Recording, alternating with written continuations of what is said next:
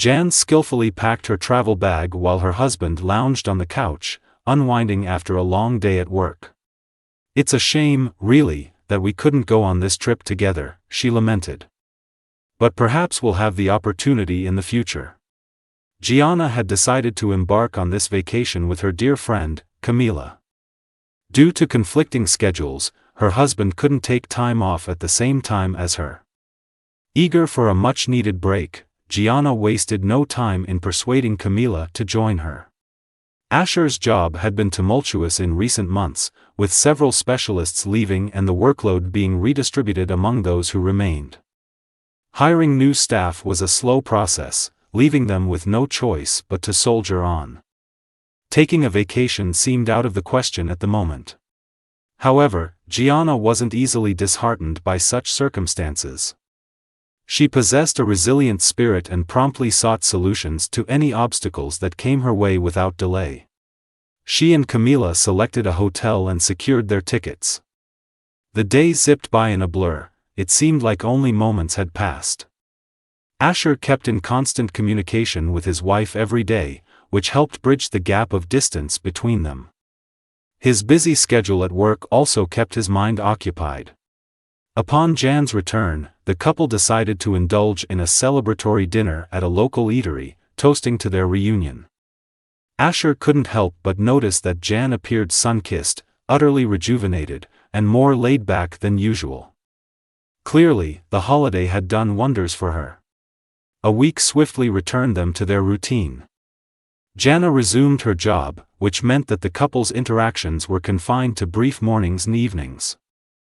Then one day, Asher finished his work early and found himself at the apartment door sooner than usual.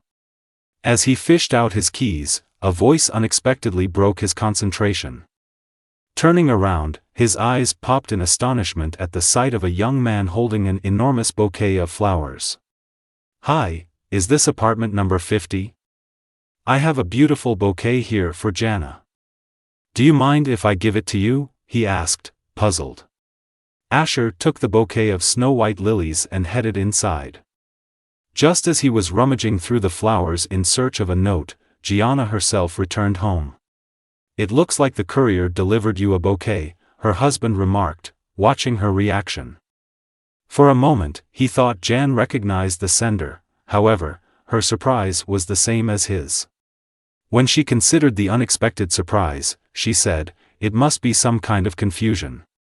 Today is not my birthday." "But the courier gave your name and apartment number," her husband objected. "Asher, I honestly have no idea. If they bother you, you can leave them." "I can't even imagine who they could be from," she replied. Her husband was seized with anxiety and came to the conclusion that it was necessary to closely monitor his wife. Merely a few days later, he observed another oddity. Gianna started to linger on her phone, perpetually messaging someone. Whenever her husband inquired, she brushed off his queries by mentioning she was chatting with her girlfriends. Yet oddly enough, she never parted from her phone anymore, although previously she would casually leave it lying around on any random table. One afternoon, driven by curiosity, Asher decided to snoop while Jana was showering. He sifted through her phone but discovered no damning evidence. However, a peculiar detail emerged: she hadn't messaged her girlfriends in days. So with whom had she been fervently communicating recently? Fortuitously, the mystery unraveled one evening. Gianna was busy cooking dinner in the kitchen while Asher sat at the computer, immersed in reading. Suddenly, the doorbell rang. Since they weren't expecting anyone, Asher walked up to the door, a mixture of confusion and curiosity on his face. A stranger in an elegant suit stood on the threshold, holding a bouquet of flowers in his hands. Asher's gaze was drawn to the flowers, white lilies, exactly the same as those that the courier mistakenly delivered to their apartment not long ago. The newcomer smiled amiably and spoke rapidly in French. Asher got the gist of it when he realized that the man was asking for permission to talk to Gianna, and oddly enough, he called Asher brother. "Who could you be?" Asher replied, recalling his long-standing studies in languages. "I'm her boyfriend," the man replied, showing a photo on his mobile device. In the picture, he and Gianna were on the beach. She was adjusting her hat, and remarkably, her wedding ring was missing from her finger. "Yes, my wife had a great rest in this place," the husband reflected. He called her from the kitchen, begging her to come over. It was very tempting to see how she would get out of this predicament. Jan came out of the kitchen, wiping her hands on a towel and grumbling under her breath. She shifted her gaze to the stranger with the flowers, then slowly shifted it to her husband. "Gianna, your admirer is standing in front of you and longs for your presence," her husband announced. Obviously, the foreigner was immensely glad to see her, but the woman herself paled noticeably when the man approached, about to hand her flowers. "Asher, please tell me, who is this man?" "I don't know him," she said carefully. The foreigner continued his rapid speech, pausing for a moment at the woman's hands, where he noticed the absence of the ring that had once been on them. Then his gaze shifted to Asher's hands, which allowed him to put two and two together.